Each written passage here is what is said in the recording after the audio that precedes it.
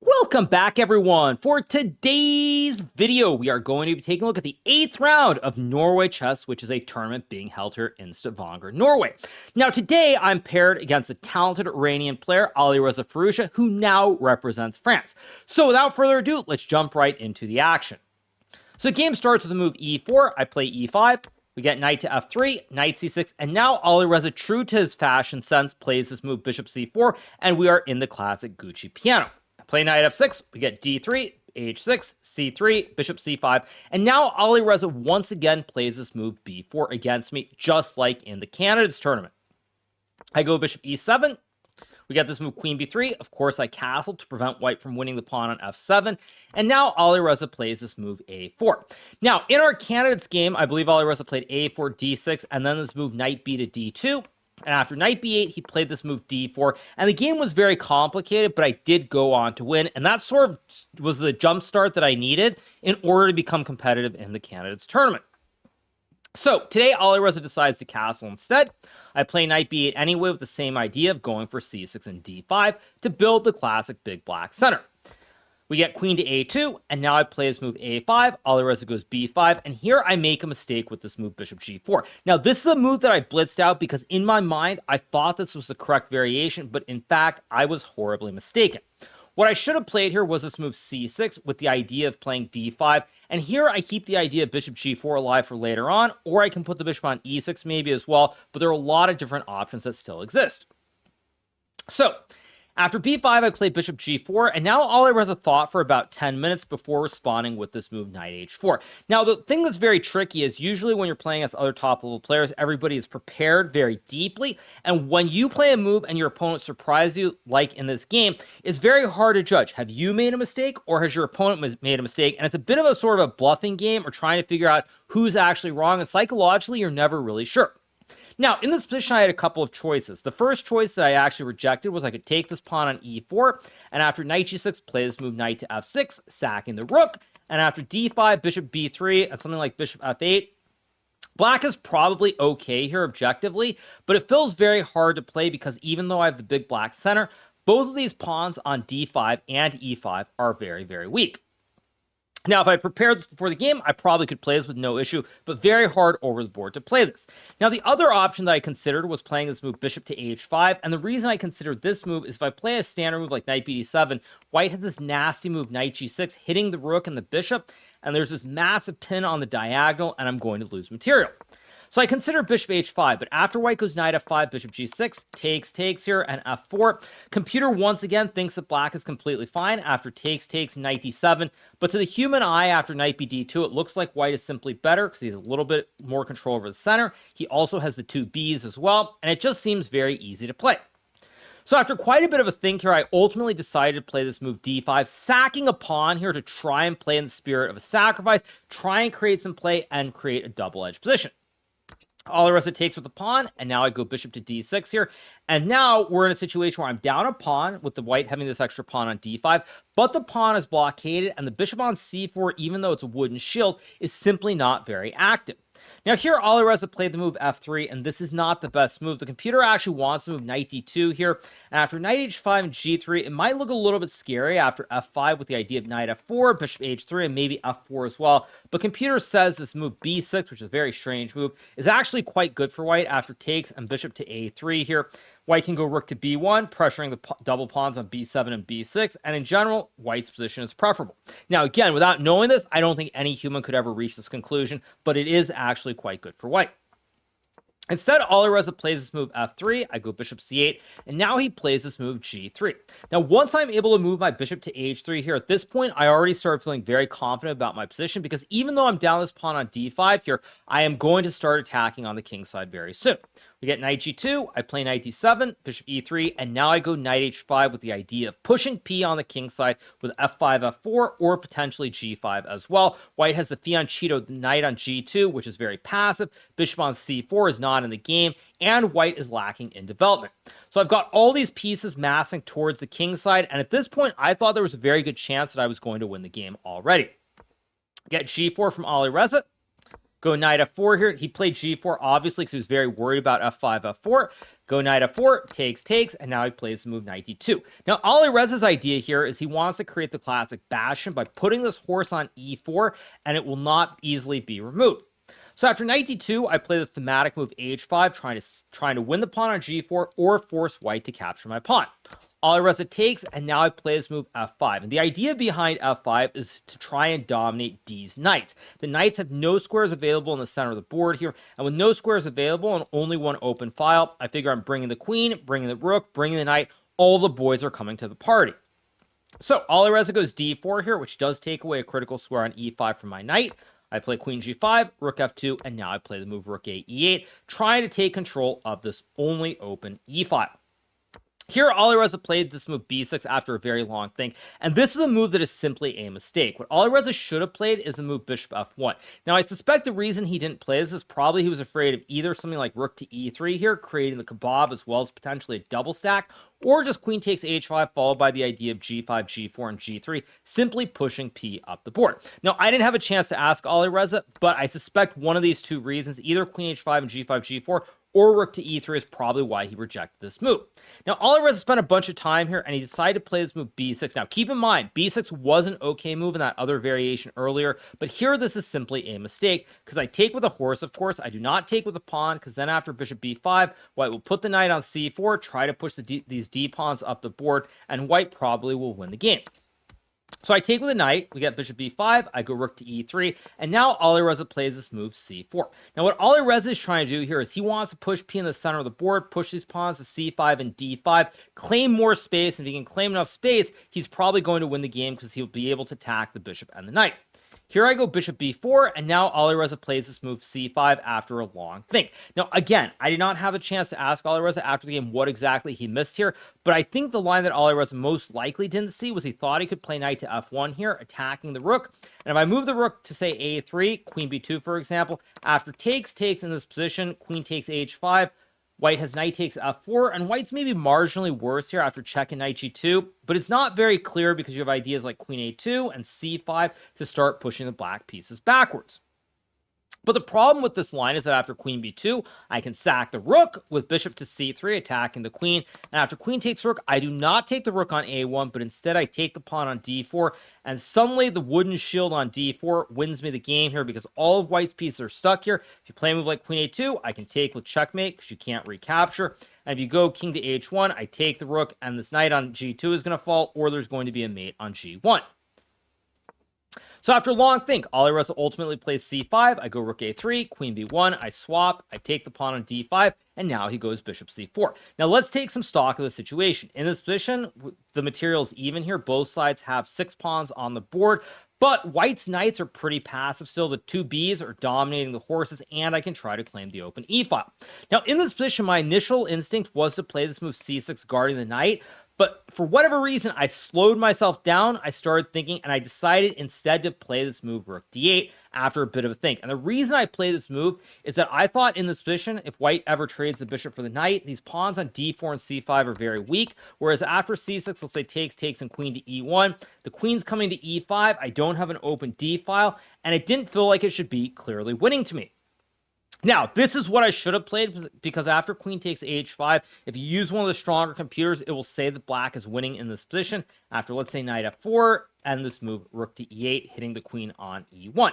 Again, not super obvious, and unfortunately, when I played this move rook to d8, I simply missed something in my calculations here, as Alireza plays queen e1, which is what I expected, king h7, and now he has this very tricky move, queen to e5. Now, what I missed during the game, and one of the reasons I spent a lot of time here, is that I thought I could go knight to e3, putting pressure on the knight and the bishop with a fork, as well as a pin towards the king.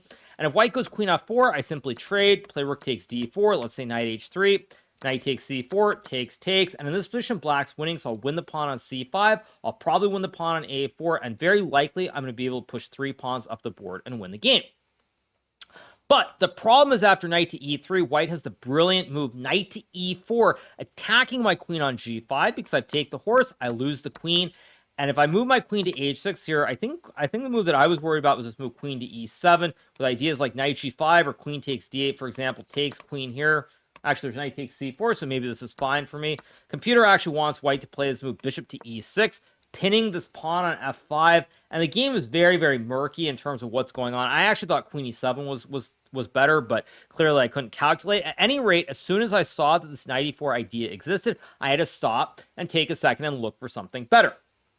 Now, in this position, there is only one move here that is actually close to winning for black, and it's not a very natural move. The only move to maintain the big advantage is this move knight to c3 here, because now you're attacking the pawn on a4, you keep the pin alive, and if white were to take on f4, you trade, go rook takes d4, knight takes h3, and after knight takes e4, the knight and the bishop are both under attack.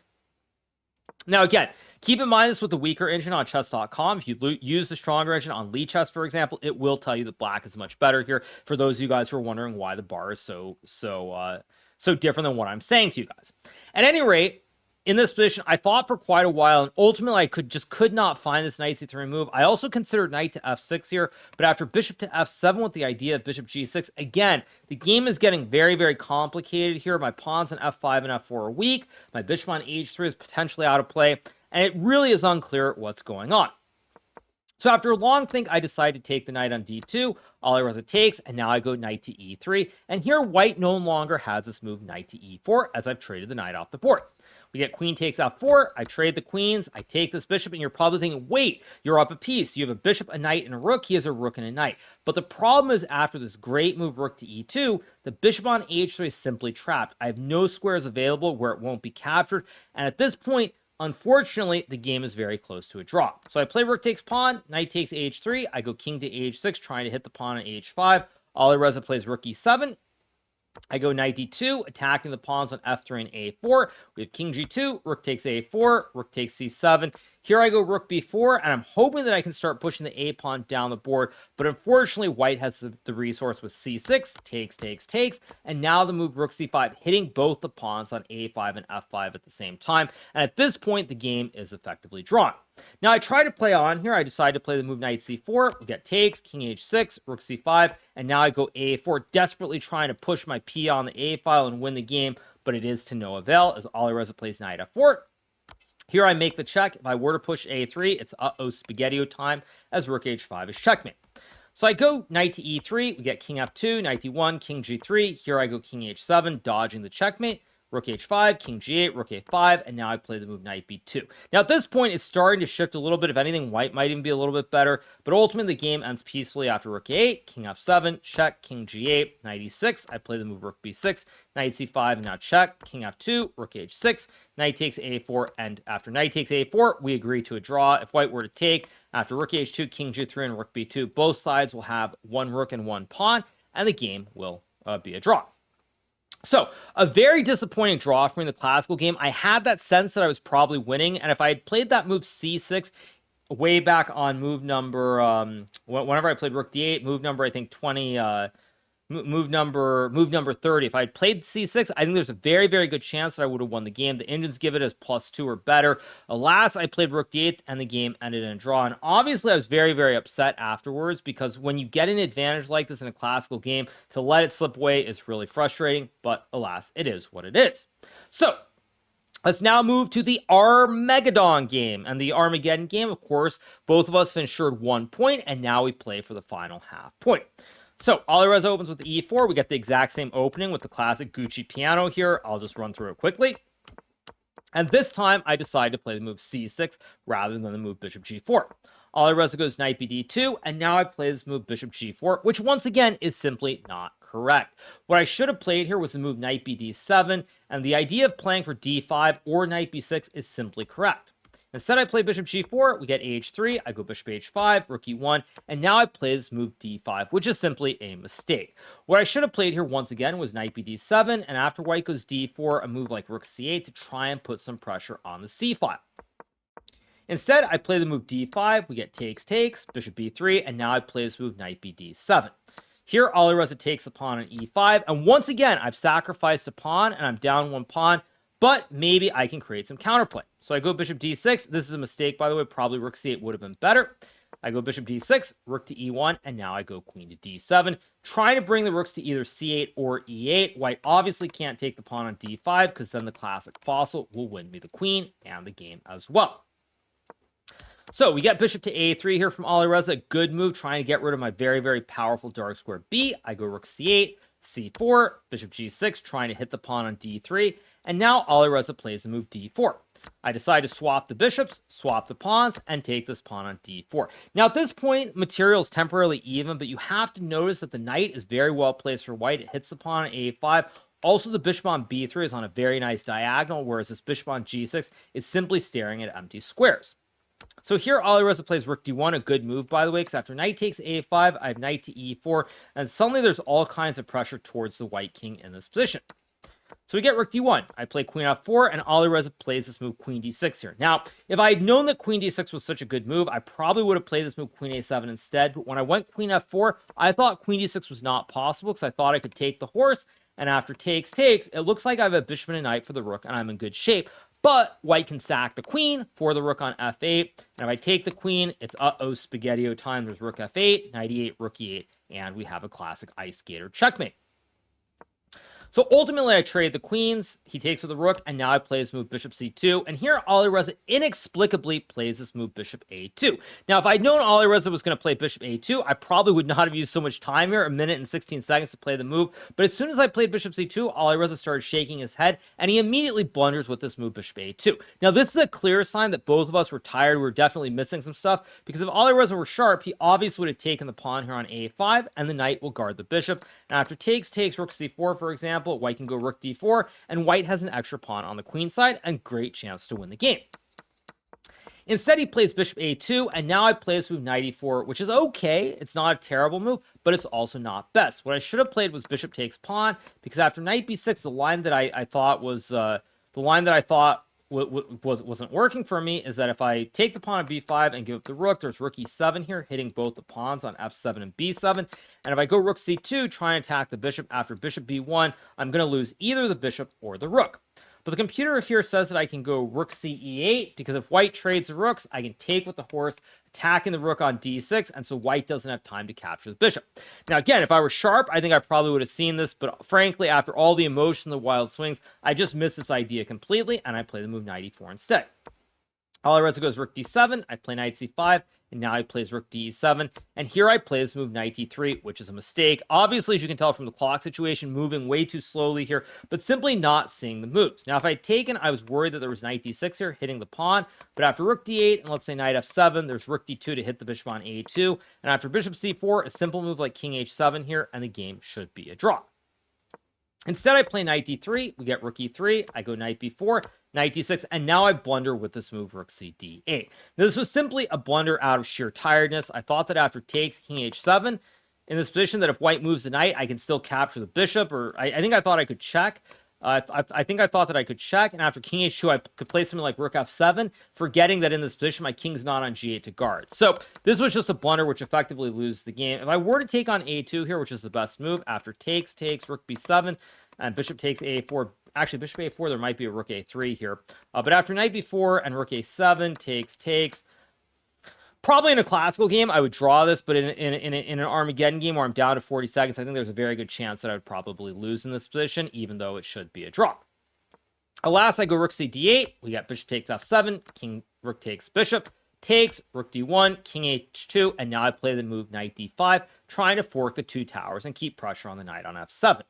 Here, Alireza decides to sack the knight with knight h6, and now I play pawn takes, which just loses the game on the spot. Apparently, I could have gone king to h7 here. And after knight f7, takes bishop a4, rook b7. Maybe there's some chance to still draw the game. I think I probably lose anyway, but at least the show goes on. Instead, I take on h6. Alireza plays rook g3 check, king f8, rook takes b7, and at this point, the game is lost because now my king is cut off on the back rank. There are all kinds of ideas with ladders, but white can also try to push p with b6, b7, and b8 as well. So I take the pawn, we get rook g6 here, there's rook a6, rook a8 ideas with the ladder, or rook h6, rook h8, and here I can effectively resign. I play knight e7, and after rook to e6, I play the move knight c8, and then I resign the game, realizing that with only 2 seconds on the clock, there's no way to survive. Probably the quickest way to win is rook takes pawn, threatening the mate, king g8, and then let's move rook to b8 here. And after rook to c1, there's rook to c6 here, and I lose the horse on c8. It's only one of several ways to win, probably many ways for white to win.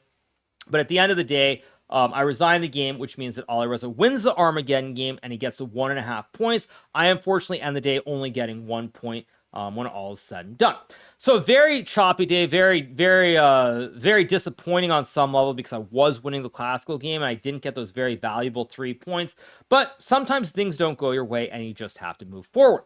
So with that result, I remain in second place. Magnus Carlsen drew his classical game against Ramesh Babu Pragnanand, but Magnus would go on to win a beautiful masterpiece in a knight versus bishop endgame in the Armageddon, which means that I currently trail Magnus by 1 point with 2 rounds remaining. Keep in mind, the classical games are still worth 3 points. So if I can win a game against Ding or maybe against Prague, I have a chance to win the tournament still. At any rate, I'm doing my best, and hopefully I can pick up a full point in classical before the end of the tournament and win the event. So that's going to be it for now, you guys. I've got to get going. I'm going to be playing Title Tuesday pretty soon. So I hope you guys have enjoyed this recap. If you are not already subscribed to my channel, make sure that you smash that subscribe button below, and we'll be back soon with some more great content here from Norway Chess. See you guys. Have a great rest of your day. Bye.